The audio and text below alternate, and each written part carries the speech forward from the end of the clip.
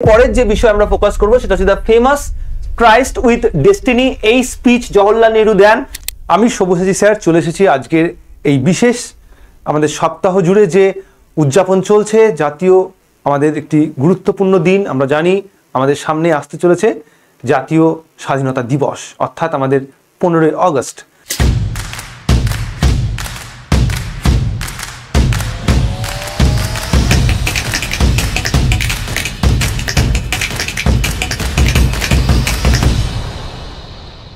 তো প্রত্যেক বছর আমরা 15ই আগস্ট দিনটিকে উদযাপন করি ভারতের স্বাধীনতা দিবস, কিন্তু আমরা যদি একটুখানি পিছিয়ে যাই তাহলে দেখব 1947 সালের থেকেই কিন্তু আমাদের ভারতবর্ষের স্বরাজ দিবস পালন হচ্ছে, এরকম নয়।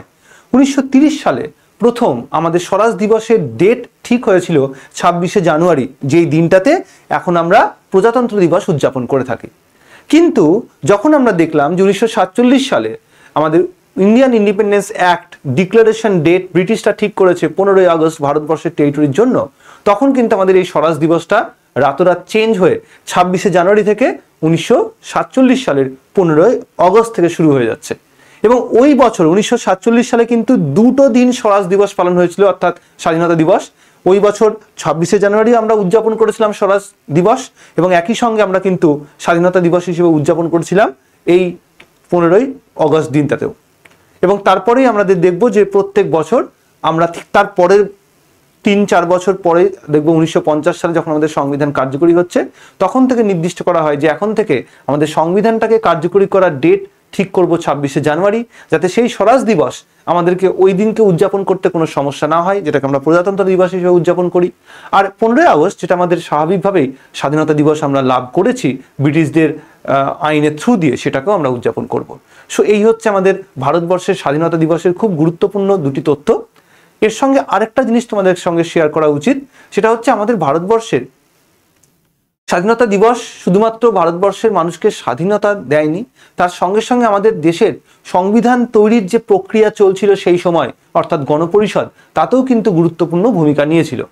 চলো আমরা দেখে নিই এই স্বাধীনতা দিবসের গুরুত্বপূর্ণ কিছু তথ্য, এবং সেই সঙ্গে এই ক্লাসটা বা আজকের এই তথ্য নির্ভর এই ইনফরমেটিভ ভিডিওটি, এটা কিন্তু শুধুমাত্র যে শুধু ইন্ডিয়ান পলিটি স্টুডেন্ট বা যারা সরকারি চাকরি জন্য প্রিপারেশন নিচ্ছ তাদের জন্য নয়, প্রত্যেকটি ভারতীয় ব্যক্তি যারা নিজেদেরকে ভারতীয় বলে গর্বিত মনে করি আমরা, আমাদের প্রত্যেকের কাছে এই তথ্যগুলো কিন্তু অত্যন্ত ইম্পর্টেন্ট।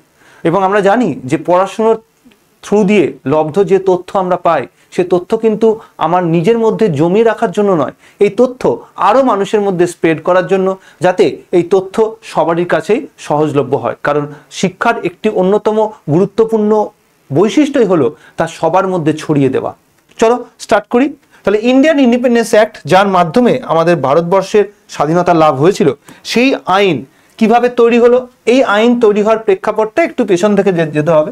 আমাদের ভারতবর্ষে 1942 সাল থেকে আমরা দেখব যে ক্রিপস মিশন এবং ক্রিপস মিশন প্ল্যানের ফেলিওর, কুইট ইন্ডিয়া মুভমেন্টের স্টার্টিং হয়ে গেল 1942 সালে, এবং সেই সঙ্গে কমিউনাল টেনশন, যেটা 1919 আমাদের দেখব যে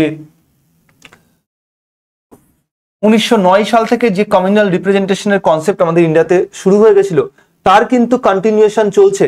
আর ঠিক সেই সঙ্গেই আমরা দেখব যে আমাদের মাউন্টব্যাটেন প্ল্যান বলে একটি কুখ্যাত প্ল্যান ডিক্লেয়ার হয়, যে প্ল্যানে ওই ডিভাইড অ্যান্ড রুলের পলিসিকে অফিসিয়ালি মোটামুটি গ্র্যান্টেড করে দেশটাকে 3টে খণ্ডে ভাগ করে দেওয়া হচ্ছে। সো 3 জুন 1947 এই ডেটে মাউন্টব্যাটেন প্ল্যান ডিক্লেয়ার হয়েছিল, তাই এই মাউন্টব্যাটেন প্ল্যানকে আরেকটি নাম হিসাবে আমরা 3 জুন প্ল্যানও বলে থাকি। চলে আসবো নেক্সট।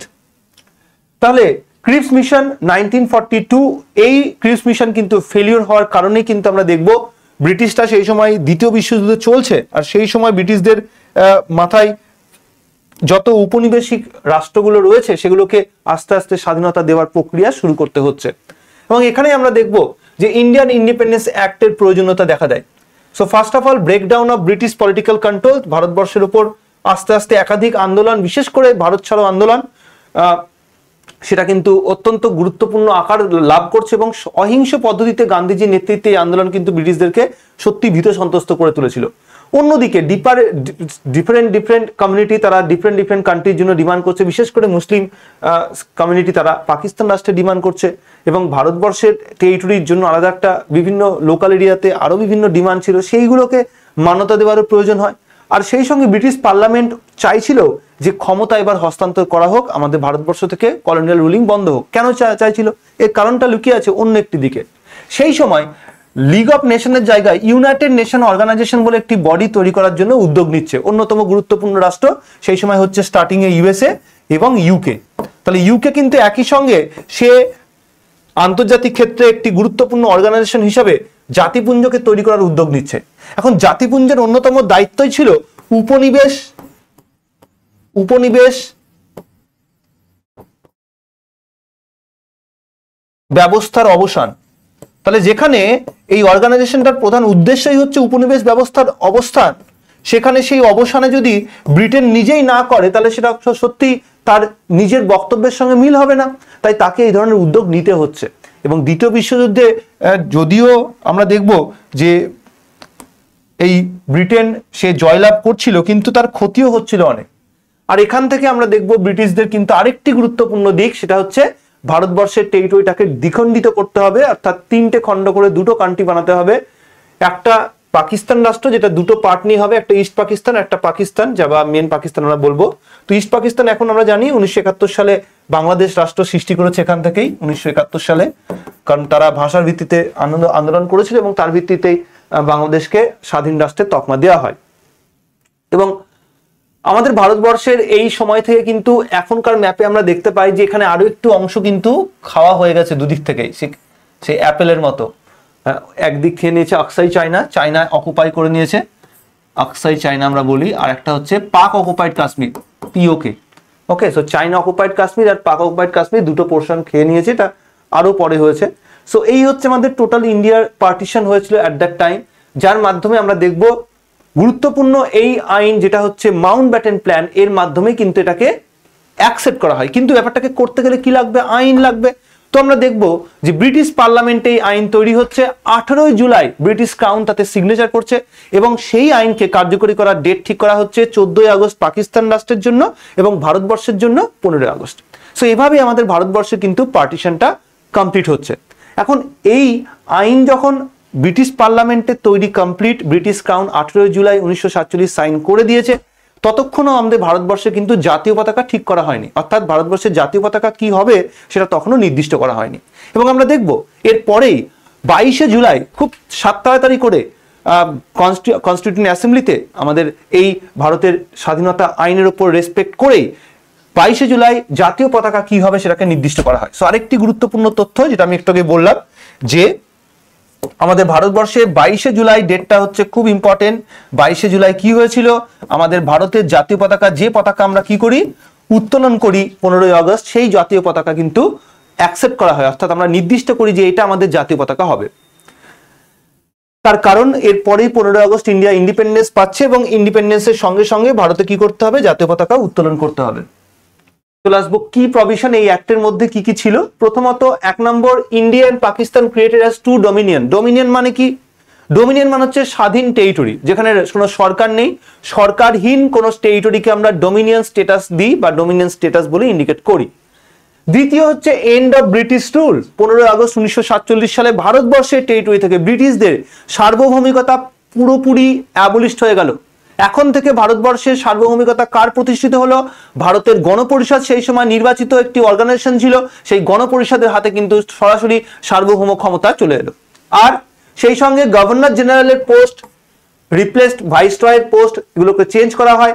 প্রিন্সলি স্টেটগুলো যেগুলো ছিল ব্রিটিশদের নেতৃত্বে, সেই রাষ্ট্রগুলোকে বলতে পারো মোটামুটি সেই ডিভাইড অ্যান্ড রুলের পলিসি মাথায় রেখেই আলাদা করে স্বাধীনতা দেওয়া হচ্ছে, অর্থাৎ প্রত্যেকটা দেশীয় রাজ্যকে আলাদা আলাদা ভাবে স্বাধীনতা দেওয়া হচ্ছে। উদাহরণ হিসাবে কোচবিহারের রাজা তিনি রুল করছেন, তো কোচবিহারকে আলাদাভাবে স্বাধীনতা দেওয়া হচ্ছে। আসামের অহোম কিং তিনি সেখানে রুলিং করছেন, তো আসামের অহোম কিংকে আলাদা করে স্বাধীনতা দেওয়া হচ্ছে। জম্মু অ্যান্ড কাশ্মীরের হরি সিং তিনি আলাদা করে স্বাধীনতা পাচ্ছেন। হায়দ্রাবাদের নিজাম তিনি আলাদা করে স্বাধীনতা পাচ্ছেন। এতে কি হচ্ছে? এতদিন অবধি যারা ব্রিটিশদের দ্বারা সাপ্রেস ছিল সেই রাষ্ট্রগুলো, সেই দেশীয় রাজ্যগুলো, তারা কিন্তু এটা ভাবতে শুরু করছে যে এতদিন অবধি আমরা ব্রিটিশদের কন্ট্রোলে ছিলাম, আমরা আর ভারতবর্ষের অথরিটির কন্ট্রোলে যাব না, আমরা আলাদা এন্টিটি তৈরি করব, আমরা আলাদা রাষ্ট্র তৈরি করব। এখন গোটা ভারতবর্ষে সেই সময় মোর দ্যান 500 এরকম প্রিন্সলি স্টেট ছিল। তো সেইগুলো যদি আলাদা আলাদা কান্ট্রি বানাতো, তো বুঝতেই পারছো ব্রিটিশদের কতটা ধুরন্ধর তারা, যে তারা আমাদের ভারতবর্ষে এরকম 500+ কান্ট্রি তৈরি করার ব্যবস্থা করে দিয়েছিল। যদি আমরা দেখবো বল্লভভাই প্যাটেল এবং সেই সঙ্গে জওহরলাল নেহরু এদের যুগপৎ উদ্যোগে ভারতবর্ষের সেই টেরিটরিগুলো কিন্তু ইউনাইটেড হয় এবং আমাদের ভারতবর্ষের যে আজকে যে আমরা টোটাল ভারতবর্ষের যে স্ট্রাকচার পাচ্ছি সেই স্ট্রাকচার কিন্তু সেই উদ্যোগ থেকে। অ্যান্ড দেন এই সময় থেকে কিন্তু constitution assembly dual role play করতে শুরু করে। অর্থাৎ এতদিন অবধি গণপরিষদ কি করছিল? সংবিধান তৈরি করছিল। ফ্রম নাও গণপরিষদ কিন্তু সংবিধান তৈরি করার পাশাপাশি সে কি করতে শুরু করলো? দেশের পার্লামেন্ট হিসেবে কাজ করতে শুরু করলো। এবং একাধিক সেই সময় ভারতবর্ষে আইন ছিল যে আইনগুলোকে পরিবর্তন করার প্রয়োজন ছিল, যেগুলো কিন্তু এই গণপরিষদ কমপ্লিট করতে পারছিল। এবং গণপরিষদ যখন এই সংবিধান তৈরি কাজ করছিল, রাজেন্দ্র প্রসাদ মহাশয় তিনি আমাদের সেই সময় গণপরিষদকে প্রিসাইডিং করতেন, প্রেসিডেন্ট ছিলেন তিনি। আর যখন সংবিধানের কাজকর্ম বা আমাদের সেই সময় আইনগুলোকে পরিবর্তন করা অর্থাৎ পার্লামেন্টের যে অ্যাক্টিভিটি সেটা যখন করছিল, তখন গণেশ বাসুদেব মাভালাঙ্কার অর্থাৎ জিভি মাভালাঙ্কার হাউসকে প্রিসাইডিং করতেন। ঠিক এই কারণেই আমরা দেখব পরবর্তীকালে যখন ভারতবর্ষের প্রথম পার্লামেন্ট তৈরি হচ্ছে 1952 সালে, সেই সময় পার্লামেন্টের লোয়ার হাউস লোকসভাতে প্রথম স্পিকারও এই গণেশ বাসুদেব মাভালাঙ্কার মহাশয়কেই করা হয়। আর এই জন্যই আমরা গণেশ বাসুদেব মাভালাঙ্কার মহাশয়কে বলি ফাদার অফ লোকসভা। চলে আসবো নেক্সট ওয়ান। এর পরের যে বিষয় আমরা ফোকাস করবো সেটা হচ্ছে the famous Christ with destiny. এই স্পিচ জওহরলাল নেহরু দেন 14ই আগস্ট অর্থাৎ 1947 সালের রাত্রি 11:55 এই স্পিচ তিনি দেন। এবং আমাদের ভারতবর্ষের স্বাধীনতার যে পতাকা যেটা উত্তোলন হয়, যেটা পরের দিন লালকেল্লাতে উত্তোলন করা হয়, ওটা কিন্তু পরের দিন সকালে, মানে আজকালকার দিনে কি হয় রাত্রি 12টার পরে ঠিক যেমন নিউ ইয়ার সেলিব্রেশন হয়, এখন মোটামুটি ইন্ডিপেন্ডেন্স ডেটাও সেরকমই সেলিব্রেশন হয়, কিন্তু অ্যাট দ্যাট টাইম সেটা হতো না। আমাদের দিন মানে সকালবেলায় স্টার্ট হয়, মানে সূর্য ওঠার পরে আমাদের মনে করি এটা এই দিনটা। তো 15ই আগস্ট তাই হয়, রাত্রি 12টায় সেভাবে উদ্যোগ নয়, সকালবেলায় এই যে পতাকা দেখতে পাচ্ছ যেটা লালকেল্লায় উত্তোলন করা হয়, সেটা কিন্তু অবশ্যই পরের দিন সকাল 8:30 অ্যারাউন্ড টাইমে। আচ্ছা, চলে আসবো নেক্সট। এরপরে আমরা ফোকাস করব আরেকটি গুরুত্বপূর্ণ তথ্যে, তা হচ্ছে লিগ্যাল অ্যান্ড পলিটিক্যাল ইম্প্যাক্ট। এর ফলে আমাদের এই ইন্ডিয়ান ইন্ডিপেন্ডেন্স অ্যাক্টের ওপর কি কি ইম্প্যাক্ট পড়েছিল আমাদের ভারতবর্ষের টেরিটরি, শুধু ভারতবর্ষ নয়, আমাদের পুরো ইন্ডিয়ান টেরিটরিটা অর্থাৎ পাকিস্তান ইনক্লুডেড। প্রথমত সভারেন ট্রান্সফার, সভারেন্টি পাওয়ারটাকে ট্রান্সফার করা হচ্ছে গণপরিষদের হাতে, অর্থাৎ সার্বভৌম ক্ষমতা, যে ক্ষমতার মাধ্যমে সরকার আইন বানাতে পারে, যে ক্ষমতার মাধ্যমে দেশের মধ্যে কোন একটি সরকার তার কর্তৃত্ব প্রতিষ্ঠিত করতে পারে, সেই ক্ষমতা ট্রান্সফার করা হচ্ছে ব্রিটিশদের হাত থেকে সরাসরি গণপরিষদের হাতে। দ্বিতীয়ত ফুল লেজিসলেটিভ পাওয়ার উইদাউট ব্রিটিশ ইন্টারফেয়ারেন্স, পুরোপুরি আইনি ক্ষমতা প্রদান করা হচ্ছে গণপরিষদের হাতে। এতদিন অব্দি ব্রিটিশটা আইন বানাচ্ছিল, ব্রিটিশ পার্লামেন্ট আমাদের ইন্ডিয়ার জন্য ল বানাচ্ছিল, এখন থেকে ভারতবর্ষের গণপরিষদই ভারতবর্ষের পার্লামেন্ট হিসাবে ভারতবর্ষের জন্য আইন বানাচ্ছে এবং ব্রিটিশ আমলে যেসব আইন আছে তার পরিবর্তন পরিমার্জন সেটাও কিন্তু করতে পারছে। আর কি, no more British parliamentary control. Obviously আমাদের ভারতবর্ষের আমরা প্রায় 200 বছর ব্রিটিশ ক্রাউনের আন্ডারে ছিলাম। From now we are totally separated from British crown. তো আমরা তার মানে রাজতন্ত্রেরও কিন্তু অবসান করছি এই আইনের মাধ্যমে। ভারতবর্ষে ব্রিটিশ রাজতন্ত্রের যে সূচনা হয়েছিল 1858 অ্যাক্টের থ্রু দিয়ে, সেই আইনের কিন্তু অবসান ঘটছে, সেই অথরিটির অবসান ঘটছে এই 15ই আগস্টে 1947 সালের এই ভারতের স্বাধীনতা আইনের থ্রু দিয়ে। And temporary continuation of governor general, কিছু পোস্ট রয়েছে যেমন গভর্নর জেনারেলের মতো পোস্ট যেগুলোকে কন্টিনিউয়েশন করা হয় আরো কিছুদিন পর্যন্ত। Assembly becomes both constitution makers এবং ল মেকার। একটু আগে আমি বলছিলাম যখন কনস্টিটিউশন বানাচ্ছে তখন তাতে প্রিসাইডিং করছেন রাজেন্দ্র প্রসাদ, আর যখন সেটা ল মেকিং এর প্রসেস করছে তখন সেটা কিন্তু জিভি মাভালাঙ্কারের আন্ডারে রুল হচ্ছে বা জিভি মাভালাঙ্কারের আন্ডারে প্রিসাইডেড হচ্ছে। Could repeal British laws applicable, at that time যত ভুলভাল আইন ছিল ব্রিটিশদের সব বাতিল করে দিচ্ছিল, আর সেই সঙ্গে নতুন নতুন আইন এবং ইন্টারন্যাশনাল কিছু অর্গানাইজেশনের অ্যাপ্রুভাল তাও কিন্তু এই গণপরিষদ নিচ্ছে। প্রথম ভারতের রাষ্ট্রপতি রাজেন্দ্র প্রসাদ যে ইলেক্টেড হলেন তখনও কিন্তু সেই গণপরিষদই সেই প্রথম রাষ্ট্রপতির নির্বাচন করে। So drafting of Indian constitution began post August, এবং আমরা দেখবো এরপরে 29শে অগস্ট ড্রাফটিং কমিটিকে অ্যাপয়েন্ট করা হয় তারপরেই, এবং এই ড্রাফটিং কমিটি যে ড্রাফট নিয়ে কাজ করতে শুরু করে বেনেগাল নার্সিং রাও তিনি সেই ড্রাফটটাকে বানিয়ে দেন এবং সেই ড্রাফটের উপর নির্ভর করে কিন্তু আম্বেদকরের 7 সদস্য বিশিষ্ট আম্বেদকরের ড্রাফটিং কমিটির সেই টিম তারা কিন্তু সংবিধান তৈরির উদ্যোগ গ্রহণ করছে। এবং তোমাদেরকে প্রসঙ্গত বলে রাখি আমরা বাঙালি, তো অবভিয়াসলি সেখানে একজন বাঙালি মেম্বারও ছিল, বিএল মিত্তার তার নাম, এবং এই বাঙালি মেম্বারও কিন্তু আমাদের ড্রাফটিং এ অন্যতম গুরুত্বপূর্ণ ভূমিকা নিয়েছিলেন। আরেকজন গুরুত্বপূর্ণ পার্সন রয়েছেন যে আমাদের এই পুরো যে ড্রাফটের যে ল্যাঙ্গুয়েজ ছিল এই ল্যাঙ্গুয়েজটাকে পুরোপুরি লিগাল ল্যাঙ্গুয়েজে ট্রান্সফার করেন। কি নাম কমেন্ট সেকশনে জানাও, ঠিক আছে? চলো পরেরটায় চলে আসবো আমরা। এরপরে হচ্ছে আমাদের ক্রিটিসিজম, বিভিন্ন রকম ক্রিটিসিজম করা হয়। ফার্স্ট অফ অল পার্টিশনের মাধ্যমে দেশ ভাগের যে আমাদেরকে সেই শর্ত তুলে দিয়েছিল, সেই শর্তে কিন্তু প্রচুর মানুষ মারা যায়, কারণ সেখানে একটা দাঙ্গা মতো পরিস্থিতি তৈরি হয়, যেটা আমাদের সত্যিই ভারতীয় মহাদেশে একটা খুব খারাপ একটা ইতিহাস দিয়ে গেছে। এবং এই ডিসিশনটা অত্যন্ত দ্রুত নেওয়া হয়েছিল। দ্রুততা নেওয়ার দুটো কারণ আমি বলে দিয়েছি অলরেডি। নাম্বার ওয়ান, সেই সময় সেকেন্ড ওয়ার্ল্ড ওয়ার এবার সমাপ্তি ঘটছে, সো সেকেন্ড ওয়ার্ল্ড ওয়ারের সমাপ্তি হয়ে গেছে। তো এবার তারা কি করছে, যত উপনিবেশ এরিয়া রয়েছে এগুলো থেকে তারা পাত্তারি গুটিয়ে দিচ্ছে, সেটার জন্য একটা তাড়াতাড়ি দরকার হয়। দ্বিতীয়ত, অলরেডি আমাদের কিন্তু 1945-এ কি হয়েছে, 24শে অক্টোবর ইউনাইটেড নেশন ফর্মেশন হয়েছে, যে ইউনাইটেড নেশনের দায়িত্বই হচ্ছে ঔপনিবেশিক ব্যবস্থাপনাকে বন্ধ করা, এবং যাতে অন্যতম রাষ্ট্র হচ্ছে ব্রিটেন। তো অবশ্যই ব্রিটেনকে সেই উদ্যোগ নিতেই হবে, এবং এই সব কারণেই কিন্তু খুব দ্রুততার মাধ্যমে এই সিদ্ধান্তগুলো নেওয়া হয়। সো একটা বিশাল একটা উদ্বাস্তু সমস্যা আমাদের এই ভারতীয় মহাদেশে কিন্তু সেই সময় থেকে দেখা দেয়, যার কিন্তু কন্টিনিউশন আজও রয়েছে। আজও যে আমরা রিসেন্টলি আমরা কিছুদিন আগেই সিঙ্গুর, অপারেশন সিঙ্গুর দেখলাম, যেখানে ইন্ডিয়ার সঙ্গে পাকিস্তানের ঝামেলা বাঁধলো, এটা তো হওয়া উচিত ছিল না। আমাদের ইন্ডিয়া আর পাকিস্তান, বাংলাদেশ এগুলো একটাই কান্ট্রি, তো এদের মধ্যে আরো বেশি সদ্ভাব হওয়া উচিত। কিন্তু সেখানে ব্রিটিশদের এই ডিভাইড অ্যান্ড রুলের কনসেপ্ট কিন্তু আজও আমাদের মধ্যে একটা পার্মানেন্ট একটা ভাগাভাগি করে দিয়ে গেছে, যেটা আমাদের কিন্তু হিউজ একটা সামরিক খরচ প্রত্যেক বছর সরকার কিন্তু বিয়ার করতে হয়। চলে আসবো next one.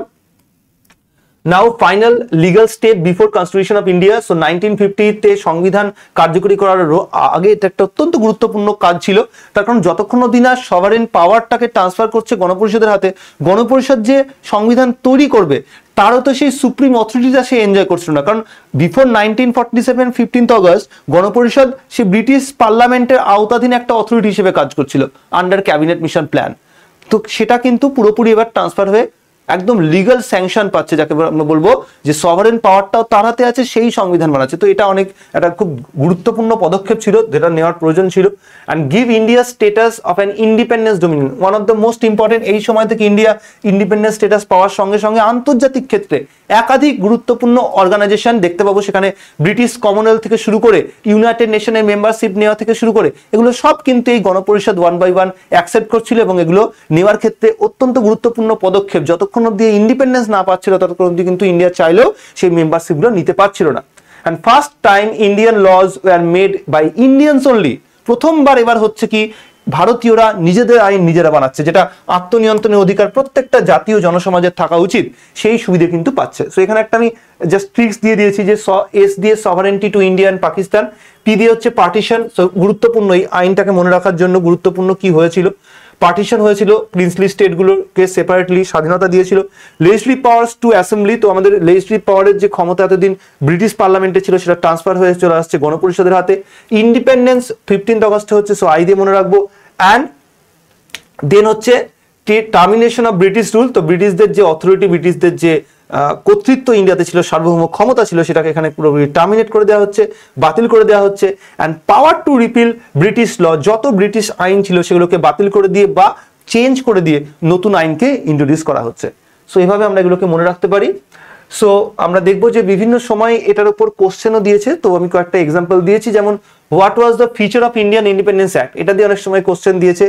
Discuss how act led the government ground work of the Indian constitution, তো এটা দিয়ে কোশ্চেন দেয়। বা এই যে ডেটস গুলো বলছিলাম, সেই ডেট গুলো দিয়ে অনেক সময় কোশ্চেন দেয়, যে when the national flag was adopted, when the independence day was celebrated, বা আমাদের function of constituting assembly was transferred from constitution making to law making, তো এইগুলো দিয়ে কোশ্চেন দেয়।